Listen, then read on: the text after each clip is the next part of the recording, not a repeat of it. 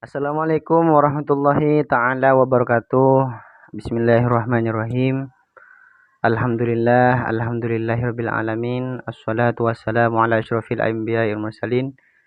Sayyidina Muhammad wa ala alihi washabbihi ajmain, amma ba'du. Ini memenuhi terhadap permintaan teman-teman dan juga masyarakat yang berupa pertanyaan seputar masalah mengkonsumsi makanan yang berupa telur. Nih, pertanyaannya masalah telur yang dimasukkan ke dalam oven ya. Telur tersebut itu dimasukkan ke dalam oven. Kemudian ternyata tidak menjadi netas. Ketika tidak menjadi menetas seperti itu, bagaimana hukum fikih dan apakah boleh mengkonsumsi telur tersebut? Baik, sebelumnya ya alhamdulillah masih dikasih kesehatan oleh Allah Subhanahu wa taala. Dan langsung saja, kalau telurnya tersebut ya, umpamanya telur tersebut belum rusak.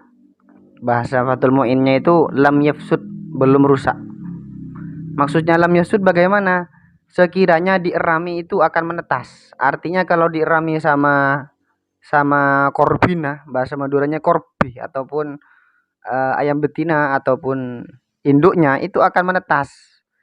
Maka telur tersebut kalau masih belum rusak dihukumi suci dan halal dikonsumsi. Ya. Dan itu halal dikonsumsi. Diletakkan sama ke oven kemudian ternyata masih belum menetas. Nah, kalau belum rusak itu halal dikonsumsi.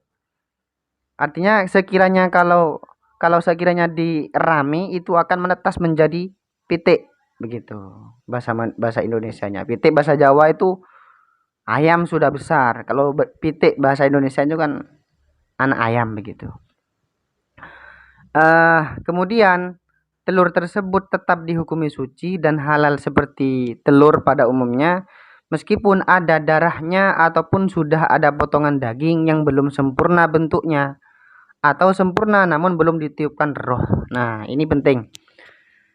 Umpama telur tersebut sudah ada darahnya di dalam telur itu, berderenah bahasa Madura itu, maka atau yang pertama kan tadi sudah ada darahnya, atau sudah berupa segumpal daging, belum sempurna embrionya itu. Ngerti embrio kan, bahasa Arabnya itu farkhun ya, embrio ataupun cikal bakal dari anak ayam. Belum sempurna embrionya. Kemudian yang ketiga itu, kalau sudah ada embrionya kemudian belum ditiupkan roh sama Allah, maka itu tetap halal dan bisa dikonsumsi ya. Itu hukum makannya. Sudah bentuk petek berarti sudah berbentuk anak ayam, tapi belum ditiupkan roh sama Allah, maka itu halal begitu. Itu referensinya itu ada di kitab Fathul Jawad ya. Polanya dulu ya, berada di kitab Nihduz Zain dan di kitab Fathul Jawad. Oke, saya bacakan dulu. Bismillahirrahmanirrahim. Walau kusirat datu hayawanin makulin wa wujida fi jawfiha farkhun. Kalau seumpamanya dipecah, ada umpamanya ada telurnya hayawan yang dipecah, hewan yang bisa dimakan ini seperti ayam itu kan bisa bertelur, dan ternyata di dalam telur tersebut ditemukannya anak ayam, lam yakmul khalquhu, yang bentuknya itu belum sempurna atau embrionya itu belum sempurna. Au kamula khalquhu, atau sudah terbentuk yang namanya kepala, kaki dan sayapnya itu sudah terbentuk seperti itu. Lakin qabla nafkhir ruhi fihi, akan tetapi belum ditiupkan yang namanya roh di dalamnya, maka jaza akluhu, boleh dimakan. Bahasa sekarang kan boleh dikonsumsi. Bikhilafi ma idza kana ba'da nafkhir ruh, beda halnya kalau sudah ditiupkannya roh. Wazalat hayatuhu, dan dia itu sudah tidak bernyawa. sudah hilang nyawanya, bi ghairi zakatin syar'iyyatin, ya, sudah ada ruhnya ketika ditetas dan ternyata bergerak dan ternyata mati. Matinya itu bi ghairi zakatin syar'iyyatin, tanpa sembelih, tanpa disembelih. Fa innahu yakunu maitatan, kalau mati tanpa disembelih sesuai dengan syarak, maka itu sama dengan statusnya bangkai. Bagaimana hukum makan bangkai? Ya haram, tidak boleh.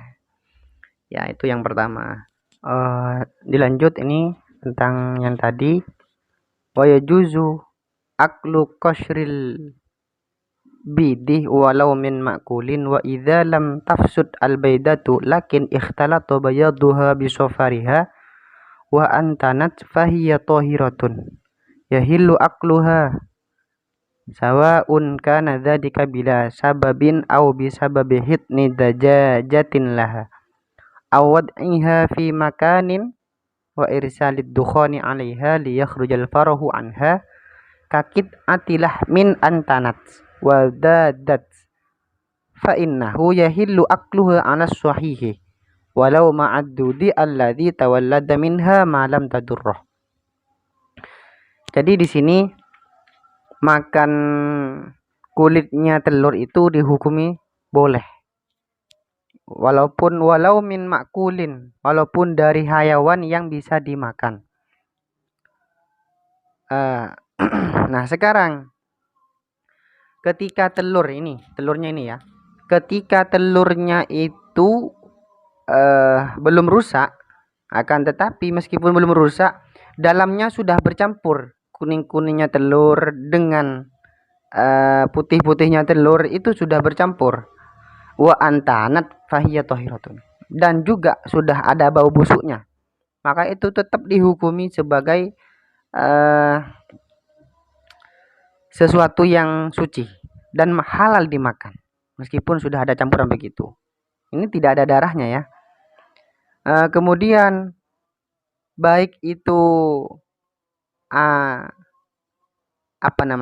telurnya itu bercampurnya itu ada sebab ya, ataupun tidak ada sebab, baik disebabkan dierami oleh induknya bisa babi habni dajajatin laha, ataupun diletakkan di suatu tempat dan dikasih asap supaya keluar yang namanya embrionya itu, seperti kakit atilah min antanat, seperti potongannya daging yang membau busuk, wadadat, dan sudah mengeluarkan kulit, mengeluarkan ulat, maka hal tersebut itu dapat dikonsumsi, itu halal dikonsumsi menurut qaul sahih, walaupun dikonsumsi dengan ulat-ulatnya yang sudah ditimbulkan di dalam telur itu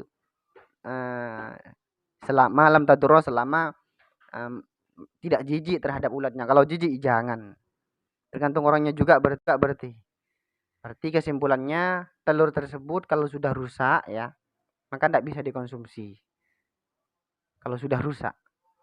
Kalau belum rusak, cuma di dalamnya bercampur ya, bercampur antara kuning dengan putih-putihnya, itu tetap bisa dikonsumsi.